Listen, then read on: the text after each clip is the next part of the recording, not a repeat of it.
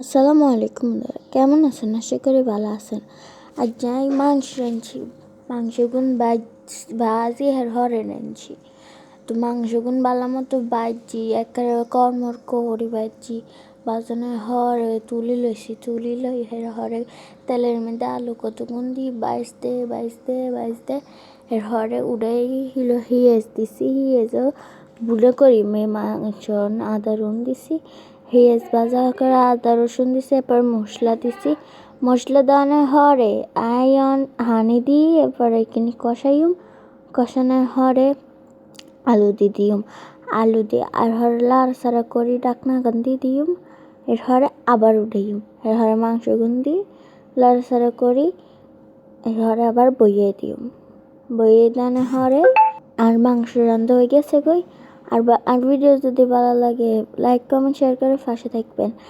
অন্যের মানুষের ভিডিও একেবারে ফরিয়ত জায়গা আর ভিডিও কিনলে যায় না।